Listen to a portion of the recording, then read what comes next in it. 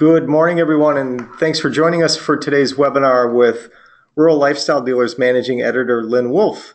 My name is Michael Ellis, and I'm the publisher of Rural Lifestyle Dealer. And today, Lynn is going to present some of the results from our annual Dealer Business Trends and Outlook report that is based on the forecasts from dealers across North America. Lynn's going to highlight the revenue forecast, which products dealers are expecting to be hot sellers this year, how they are adding or expanding their product lineups, and what the major concerns are out there. Before I turn everything over to Lynn, there's just a few housekeeping items. On your screen, you'll notice a white arrow in an orange box. If you click on that arrow and choose question to open up a question field, that's going to allow you to submit a question at any time during the presentation. Time permitting, at the end of the presentation, we're going to look to answer as many questions as we can.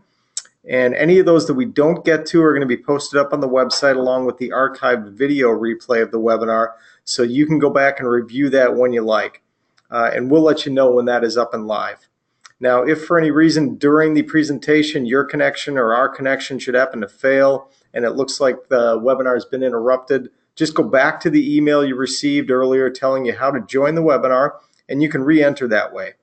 With that, I think we're ready to go, so we'll turn everything over to Lynn. Good morning, Lynn. Good morning, Michael. Good morning, everybody. Thank you for joining today, and thanks especially to the dealers on the line who responded to the survey. We really appreciate you taking the time. So we'll dive in here, and just a little bit of background to kick things off. This is our 10th annual survey, and it's the only one of its kind in the industry, the only one that's really looking at this vibrant rural equipment market. We had 166 respondents, and as Michael mentioned, we looked at North American dealers as a whole, but we also did some analysis in different ways by major manufacturers, by size of dealership. This year we also did another analysis based on region. Our full report, which will be available next week, also looks at other things as well, like US and Canada. In terms of who our readers are, what makes up this rural lifestyle market in terms of the dealership group, nearly 50% define themselves as managers or owners. And over on the revenue side, more than 71%, almost 72% say they have revenues of $2.5 million or more. So you can compare yourself with how you fall within that demographic. The dealers who responded to the survey, here's the breakdown for them. Nearly 85% were from the US, with 15% from Canada. And our rural equipment dealers are generally on the smaller side in terms of employees, with 75% saying they have 20 or fewer employees. But you can also see there's a good representation, over 15%, in that mid-size range of 21 to 40 employees.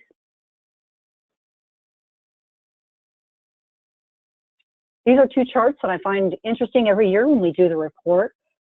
The first one, we ask how long you've been serving the rural lifestyle market, and you can see nearly 67% have been serving this market for more than 16 years. So I think that speaks to our dealers in terms of how they identified this market early on, even before it probably had this name, and how they have stuck with this market as it has grown and as it has changed. And there's also new entrants in the market. Of course, when there's a growing market, there's going to be more business owners paying attention, and more than 6% have been serving the market for 4 or fewer years. So we continue to watch those numbers in terms of growth in terms of dealers entering the market. This other chart is also interesting, just in terms of the opportunities of new customers. We ask dealers how their customer base has grown in the last 5 years, and nearly 57% say their customer base has grown 5 to 19%, with nearly 12% at 20% or more. So those are very strong numbers in terms of just the growth of customers coming into the market, buying more, something that dealers are really taking advantage of.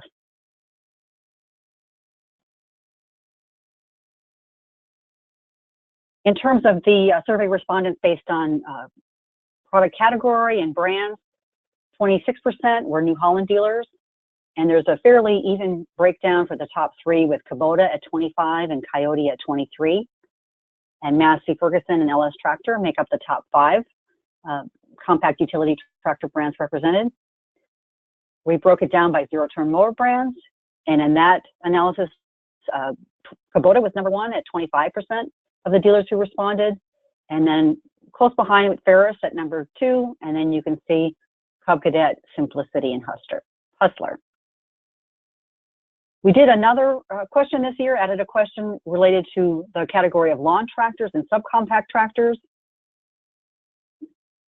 And you can see that Kubota again is number one, and you can see the breakdown from there, fairly close.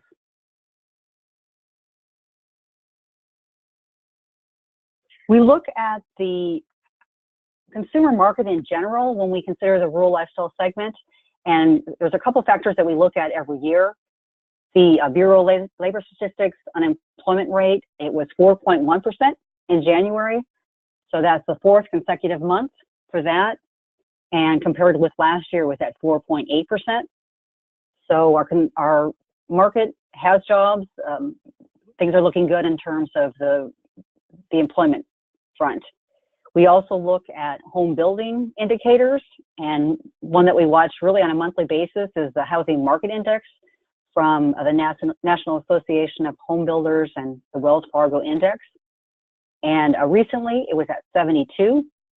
And if we look at last year, which was a good year, it was 65. And then looking back at December, the end of the year, it was at 74.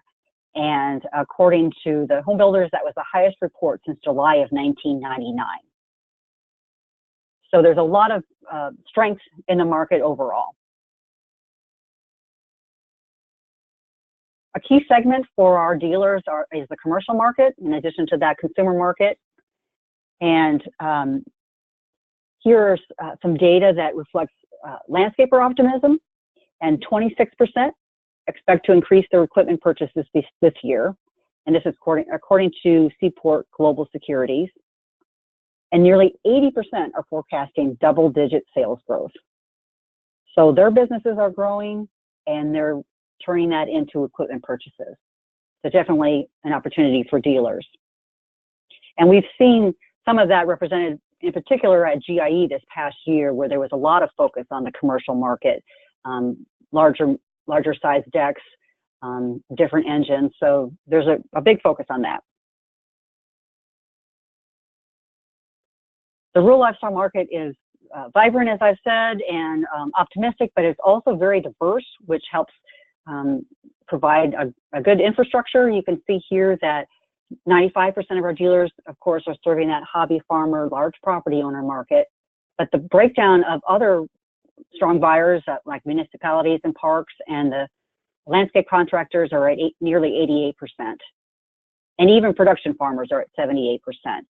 So the equipment that our dealers are selling in the rural lifestyle market are being used really across the board.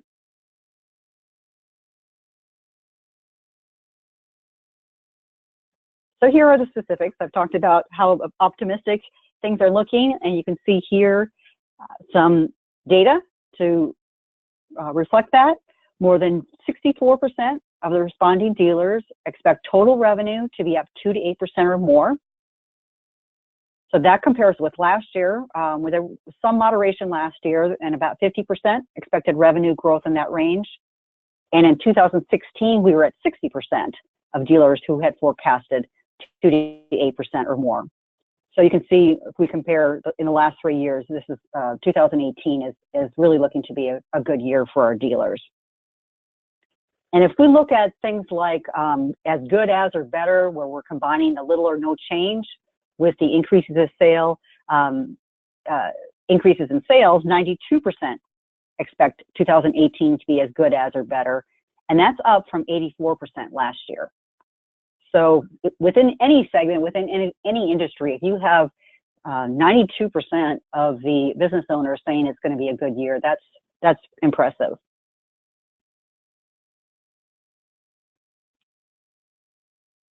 Aftermarket revenue, definitely a significant revenue source for our dealers.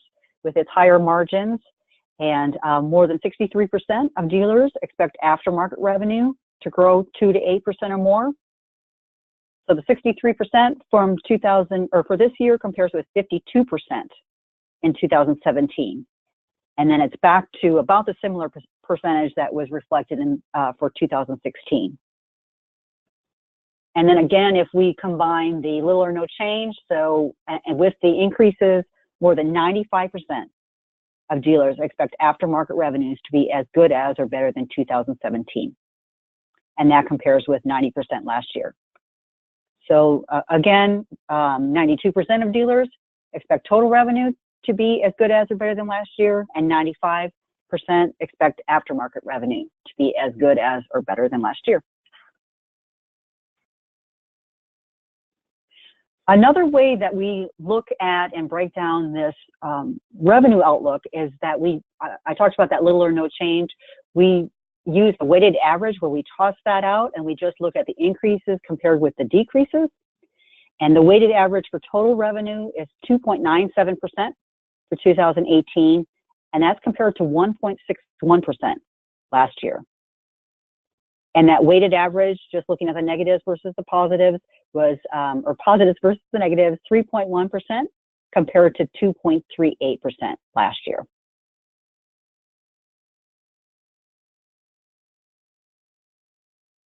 We looked back on 5 years worth of revenue forecasts, and you can see this 5-year trend where things have been very strong for 5 years. Our dealers have had some good years. We had a dip last year, as you can see on the charts, but we're back up again and even higher than we've been in 5 years in terms of revenue and aftermarket forecasts.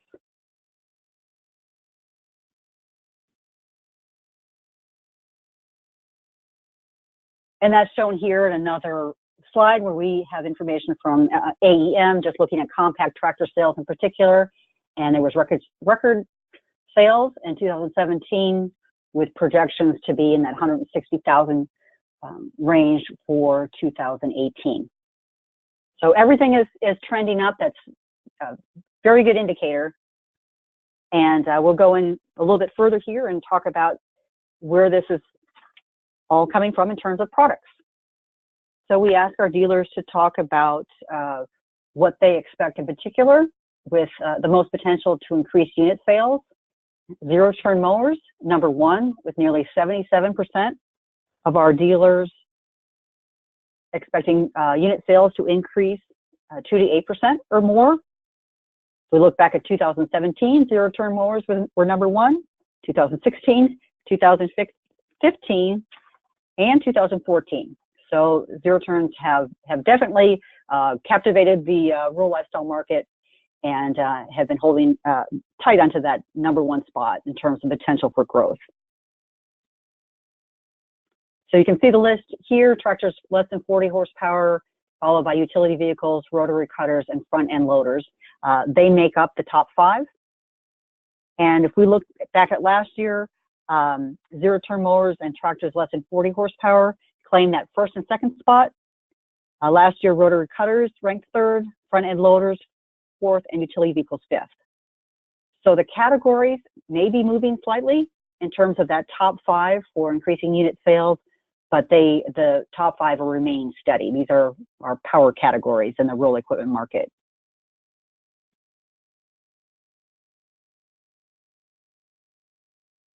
We look also in terms of that weighted average, tossing out that about the same responses. And you can see how the breakdown looks for 2018 with everything up from 2017.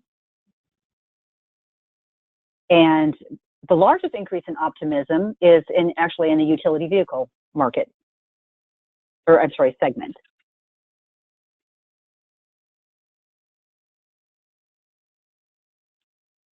We asked dealers what products they expect to add this year, how they're expanding their lineups.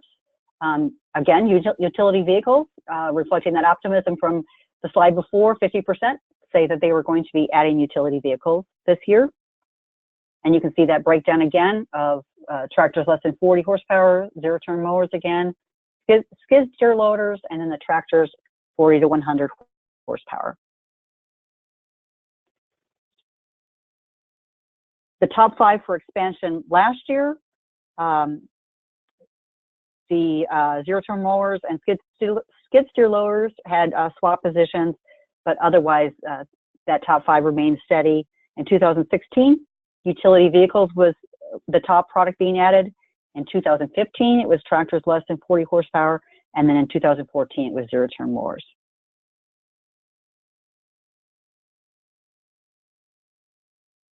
Another revenue stream for about 40% of our dealers is rental.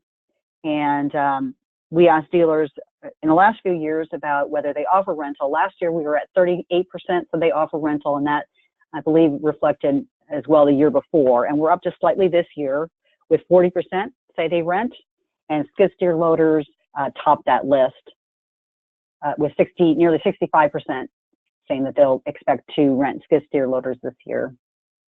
And then you can see the list down to through the top 10, with tractors, of course, being up at the top.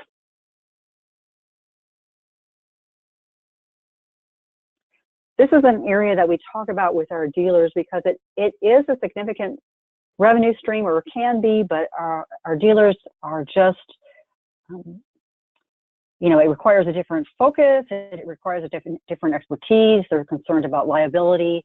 So it's a topic that we hope to look at more this year in terms of how dealers can participate in the rental market.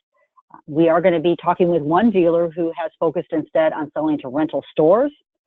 So he gains that business, and then also the follow-on business of customers who decide to purchase after they use the equipment. So that's just one strategy he's using to try and be part of this rental market.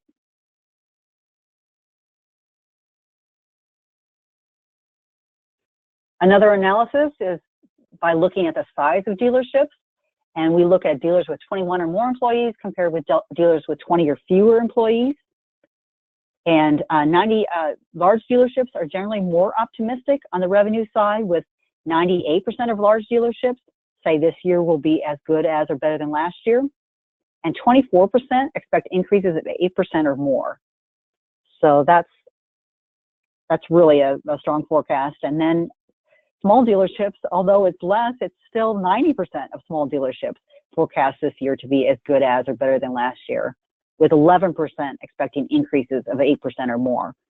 So although we're looking at comparisons, we're comparing 98 to 90. So really dealers across the board are seeing good revenue potential for 2018. When we look at aftermarket revenue, nearly 93% of large dealerships forecast this year to be as good as or better than last year, with 10% expecting increases of 8% or more. Our smaller dealerships are more optimistic, with 97% expecting aftermarket revenues to be as good or better than last year, with more than 14% expecting increases of 8% or more. So we're looking at comparing again a 97 to 93.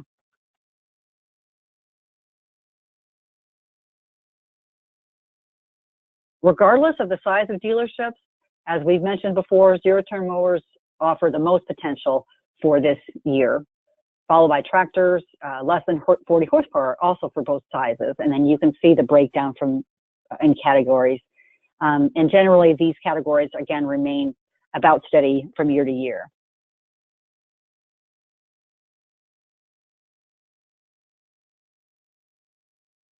We looked at brand optimism, brand potential. John Deere dealers rank number 1 in terms of their optimism, both on the total revenue side and aftermarket side. For total revenue, Case IH follows, then Kubota, New Holland, and Massey. And then over on the aftermarket side, John Deere is number 1, Kubota, Massey, New Holland, and Case.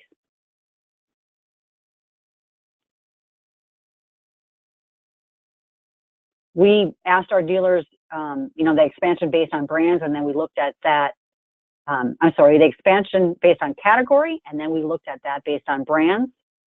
And you can see that tractors in the 2 horsepower category ranges are being added by Massey and John Deere, and then utility vehicles by the other 3 majors, Case, New Holland, and Kubota. And on this analysis, it's significant, I think, with the 86% of Case IH dealers adding utility vehicles.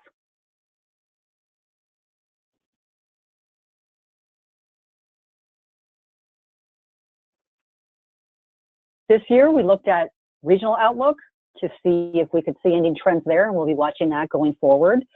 Our dealers in the South are showing the most optimism. 95% of dealers in the South say revenues will be as good as or better than 2017.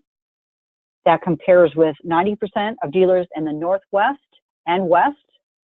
They match on the 90% for optimism, and then the Midwest at 88%. And that is looking at the as good as or better than last year. If we look at aftermarket revenues, dealers in the West are most optimistic about aftermarket, with all of the dealers in the West say that 2018 will be as good as or better than 2017 in our survey.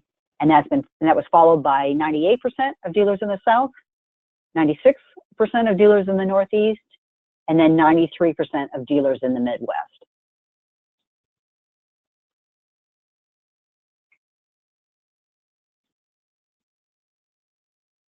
Looking at that important figure of market growth based on region, the West, showing some of that optimism from the previous slides, they're at 78%, say that their market has grown 5 to 20% or more in the last year, and that's 14% above the lowest of the Midwest, which had ranked lowest on the revenue and aftermarket revenue outlooks.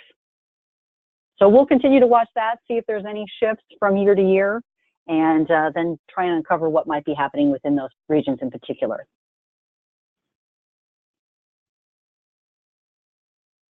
We ask dealers other questions, not just statistical information, just what is concerning them.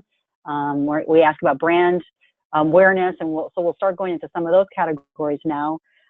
Employees are the top concern for dealers. This has been a perennial issue for our dealers. Every year they say that finding good employees is a concern.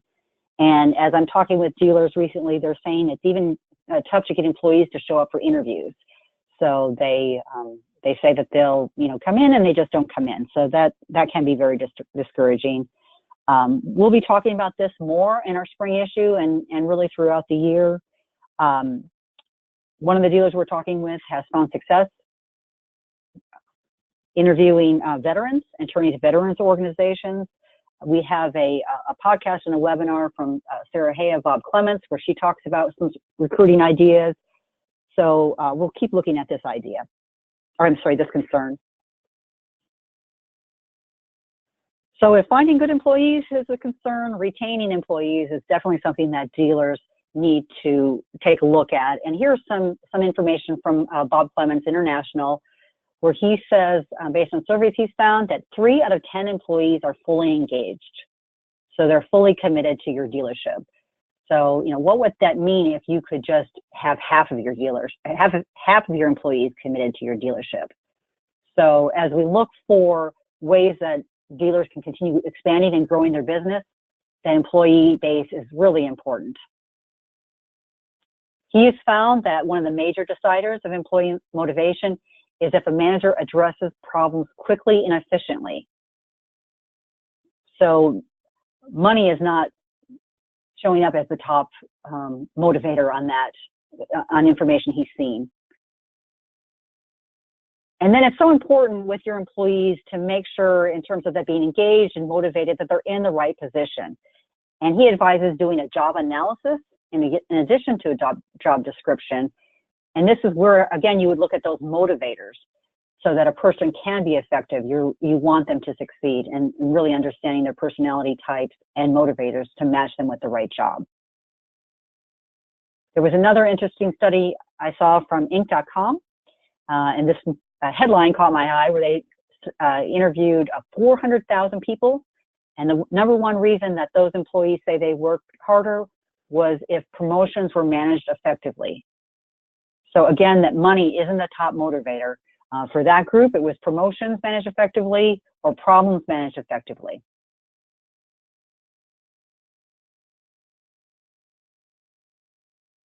The advantages you have in terms of brands, we asked dealers about that. And about 60% say customers have a brand in mind most of the time or almost always when they visit the dealership. So our dealers have been telling us for a while that there's a lot of research that's going on before customers come into the store, and they're looking for dealers to validate that information or to explain it, guide them in the right direction. So that brand awareness is very important. But just maybe some changes happening. There was a study done by Osborne Barr, which is one of our export contributors, and they found that if they just looked at the farm-raised 18 to 22-year-olds, 78% said they were brand loyal, and that compares with 90% for the older generation.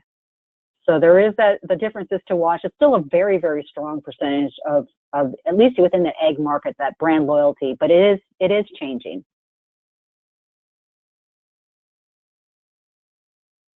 This was very interesting when we asked dealers about the U.S. District Court ruling for Deere & Company and the trademark for the green and yellow combination.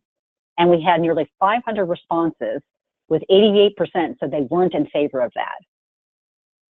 So I think it's something interesting to consider, dealers. If you have a strong recognition for your brand, part of that brand is that visual identity. And I think a question for dealers is, if Deere and other companies, really in other industries, have branded their colors, what about your dealership within your market would be so identifiable that you would defend it?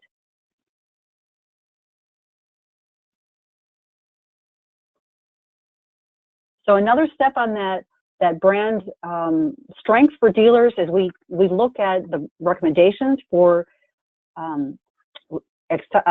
where customers accept the dealer's brand recommendations, and you can see that nearly 77% say their product recommendations are accepted most of the time or almost always. So our customers are trusting dealers.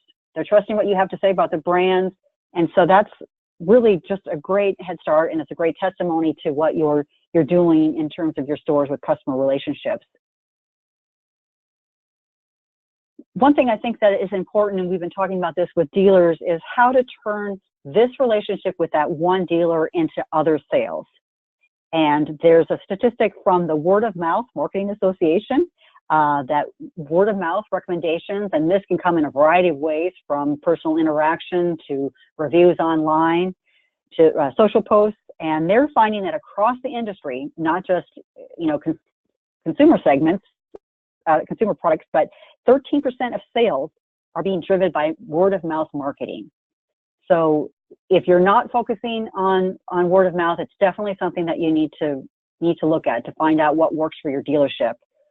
Big Valley Tractor, which was our dealership of the year in the single store category, they started a referral program about 5 years ago, where they were awarding in-store credits of $100, and now 5 years later, they say that 20% of their business is coming from referrals. So if you're looking for different ways to do it, there are lots of ways to do it. You don't always have to rely on just online word of mouth. There are a lot of impersonal ways to get that done as well, and your dealership will definitely benefit.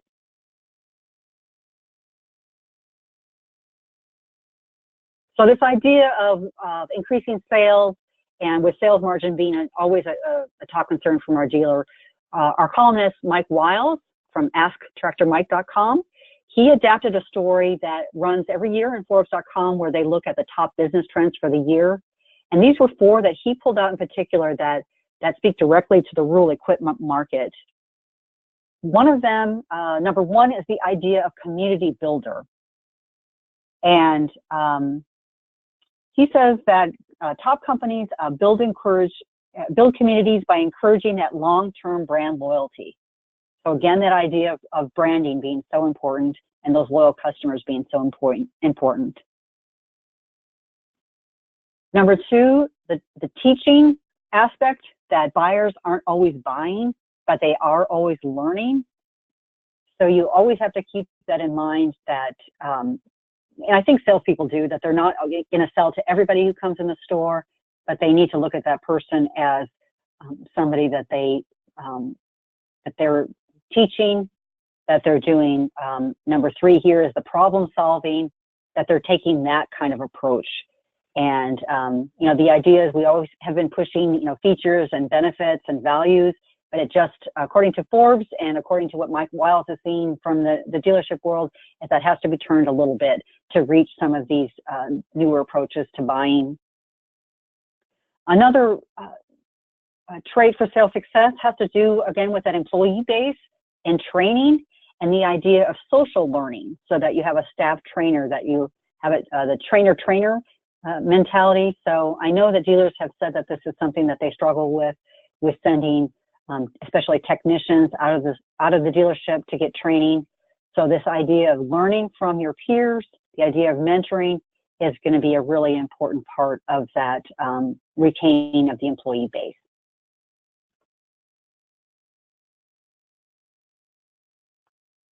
Some other things, if we just step back from some of that data and take a wider look at what might be happening within this market, since so much of our customers are those consumers. And the Amazon effect is something that's been around for a while, probably talked about for 5 years or so. And this has the idea about the impact of this digital marketplace and how it has changed how customers think about shopping and how they think about buying. And what really struck me in terms of this whole long definition was the idea about the buyer journey being frictionless and immediate. So with Amazon, you have that one-click purchase. And I don't know that we can ever get to the one-click purchase when you're looking at such a large purchase, but where are you setting up friction in the buying experience? I've had experiences with things like limited parking spaces in front, and you can see that might be service trucks taking up those parking spaces. So really small things like that can make a big difference. And our retail expert, Jennifer Robison, has several podcasts, and we'll have an upcoming story where she just talks about things like how clean the store is, how bright the store is, just changing out the lights. So this idea of when people come in, they're looking for something, whether it's to buy or to learn. So make that as easy as possible. Another aspect that our dealers always talk about is the idea of financing and making sure that they have good financing products to offer to their customers. And from our survey, we have 70% of customers are seeking financing from our dealers at least half of the time, and that's up from last year. So definitely, to complete that sale, financing is so critical. And the Journal of Equipment Lease Financing just released a survey where they looked at some of the technologies coming up, and one of them is artificial intelligence. And so this is the idea through intelligent customer profiling to match products. So this idea of customization in terms of financing. Another trend that's been in the news, really in all industries, is the idea of blockchain. And a blockchain is a trustworthy network in which any asset or data is stored and validated by the network. So it's the idea of removing barriers from some of these processes. And that could be a good thing in terms of, again, removing that friction to having purchases made and data transferred.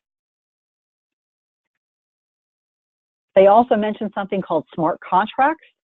And those are tools that enable the exchange of money and shares in a transparent, conflict-free way while avoiding the services of a middleman. So all of those technologies have to do with speed, have to do with customization, and those are all could be great things for our dealers.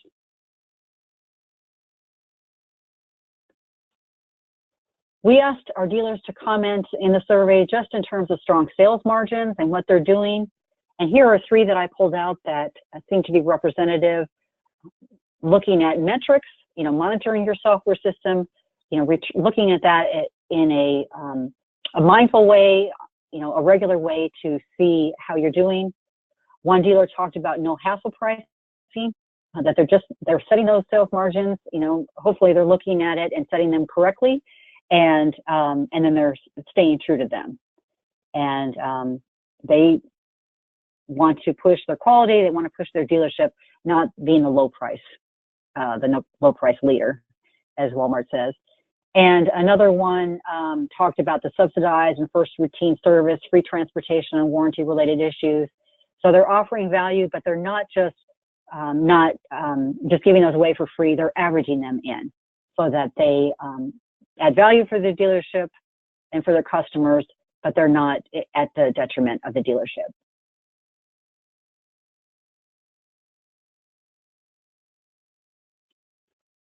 We looked at in terms of the question of employees and how are you recruiting and rewarding employees.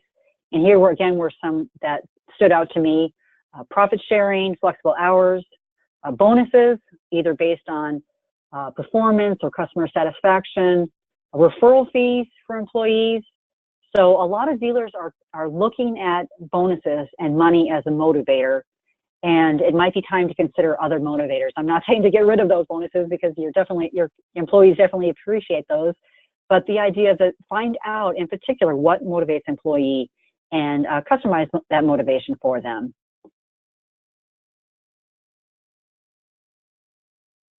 Here were two important comments from our dealerships of the year. I talked about Big Valley Tractor a little bit earlier in the presentation, and Don Franzia, the owner, we had asked what makes a good leader. And he said, and that important word again, teacher. He says a good teacher, a good coach. You have to first know the product before you can teach it. John Ewald from Ewald Kubota, which was our multi-store winner in Seguin, Texas. His comment reflects, again, that growth of the market that we saw earlier, the big growth in the rural lifestyle market, where we have to remember that we're starting fresh with new people every year who have never heard of us. So even if you get a fraction of those new customers coming into the rural lifestyle segment every year, your dealership will be strong. And they're looking for you to partner with them on their rural lifestyle journey. And they're also looking to be loyal to you.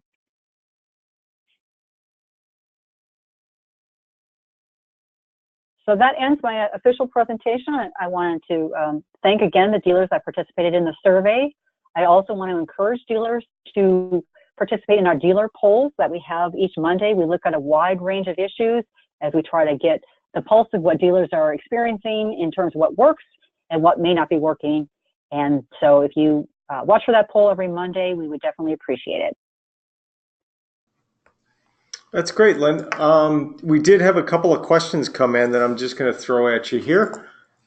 First one is, how important is the compact tractor business to the majors, as some of the lesser known names seem to be making up some ground with regard to sales there? Yeah, it's interesting in terms of this diverse market. There's also a lot of diversity in terms of the tractor manufacturers that are reaching our customers, and I think that the market had record sales last year, so the majors are still looking at it. If you look at the news reports, they're still coming out with different versions of smaller horsepower tractors or different functionality. So everybody, the majors and some of the lesser known names, are all paying attention to this market. And I think in terms of the idea of the lesser known names gaining ground in sales, this just shows this idea of the segment being open to other brands. And so although that the brand is strong when they're coming into the dealership, they're also, based on the sales, looking at other brands. So I think our dealers that are representing some of those lesser known names are taking advantage of that. They're taking advantage of their own expertise and showing why some of the lesser known brands are a smart choice. And we hear from dealers that the compact tractor lineups are generally good in terms of quality. So it's different than maybe some times in the past where there was definite quality differences, where you could sell based on that, having higher quality, or who ever heard of this tractor, that kind of thing. That isn't the case anymore. So everybody's paying attention to the market.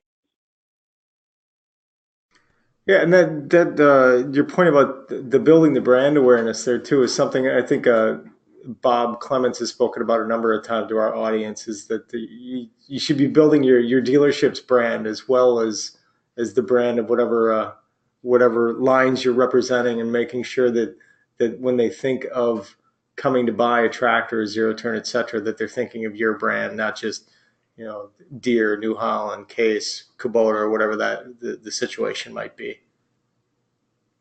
Right. It's part of that two-step approach. I mean, they see that brand on the outside of the dealership, but that's only going to carry so far when they come inside the dealership. I mean, you could have the best visually branded store based on that the major manufacturer you carry, but if nobody is greeting them, if the store is has old inventory, it only carries you so far. And one thing I think is interesting, we talked a little bit earlier about that Amazon effect. There's also this buy local movement, though, as well. So millennials and some other younger generation are looking to this idea of going to the store. There's certain things they're definitely going to buy online, and eat groceries. They're even buying online, but other things they're looking for that experience. And definitely, when you're buying equipment, outdoor power equipment, any kind of equipment, you want to go into the store, and so people are looking for that experience. Sure. All right, here's another one that came in. Are you seeing dealers be proactive to get the anticipated 8% growth in the aftermarket, or do you see that they're expecting it solely on the fact that the population of equipment is growing over time? I think dealers are being proactive. I really don't see from the dealers that I'm interviewing that they're just waiting for people to come in the store. I mean, this is their business, their livelihood, their legacy. They're working as hard as they can to try and get that business.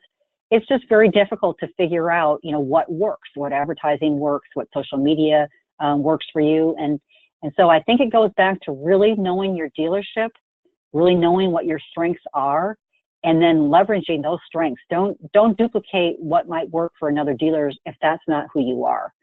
So I think that dealers are just struggling with all the different ways that they can reach their customers these days, but it's just most important to keep that outreach based on who you are as a dealership, what your brand identity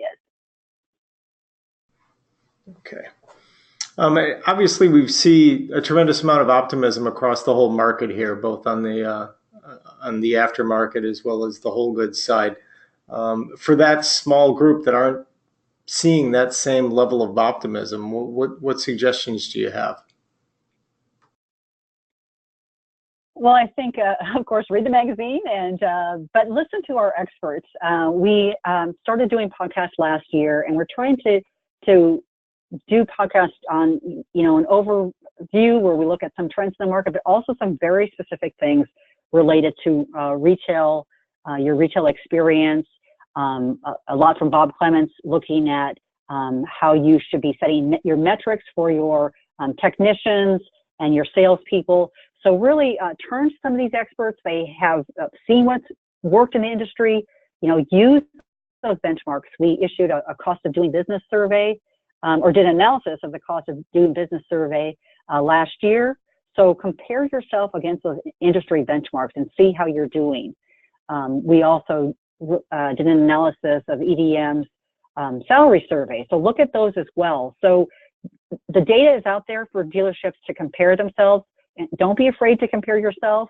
You may be surprised. You may be doing very well in some of those metrics, but they are providing a blueprint for how you can adjust what's happening in your store. And everybody has weaknesses. Just try and identify those weaknesses and start working on them. You talked a few times during the presentation today about word of mouth and referral and loyalty programs. Now, we had run a fairly recent poll here that showed a pretty small percentage of our audience are running those types of programs. What would you think the reasoning would be behind that when there's been proven success in delivering these programs to so few implementing it? Yeah, that's something I'm trying to figure out. I did do another news post where I tried to seek out some dealers who are doing loyalty programs, and I didn't have a response. So if there's any dealers out there who are listening who are doing loyalty programs, I definitely want to dig into this a little bit more. I think it's probably the idea of trying to figure out what works. And it could be complicated to set up, maybe some dealers think, in terms of tracking and what incentive works. Are you giving away caps, or are you giving away discounts on equipment? So, I think, probably it's the idea of trying different things, but tracking the success. Just don't do something and not see if it worked or not. Don't rely on your gut instinct. So I think, from my standpoint, I think that's probably some of the issues there, is they just, don't know what works. But if you look at, I did look at some loyalty programs across the industry, and even among hotels that have been doing loyalty programs for a long time, the statistics show that 60% of travelers are using those loyalty programs. So it's definitely something that works when it works, and maybe it's only in particular for certain customers that it appeals to. But, in this competitive marketplace, again, that customization is so important when it comes to this marketing and when it comes to the loyalty, and making really every customer feel that you're targeting them. Right, right. Well, that's about all we've got for today, Lynn. It looks like we're in store for a pretty exciting 2018 for the dealers. A lot of optimism out there. Yeah, I'm really looking forward to talking with you dealers this year, and seeing you at different events, especially GIE in October. And definitely be in touch anytime if you're seeing some changes in the marketplace, if you disagree what we're finding in this survey. We really want to have a dialogue with dealers. Our aim is to provide the tools you need to be successful. So keep in touch. Absolutely. Well, as I mentioned at the start, today's presentation and the audio are going to be available on rurallifestyledealer.com, and we'll get an email out to everybody once that is live, so you can circle back and review it or share it with any of your team. And just keep an eye on your email, and you'll see that notification coming out. We'll also get the full dealer business trends and outlook report to everybody who's signed up here. So keep an eye on your mailbox for that. On behalf of Lynn and everybody here at Rural Lifestyle Dealer, thanks for taking time out of your busy day to join us for the webinar. When you leave, a short survey is going to pop up. Please let us know what you thought of today's event. And if you have any topics that you'd like to see us cover, feel free to let us know. Thanks very much.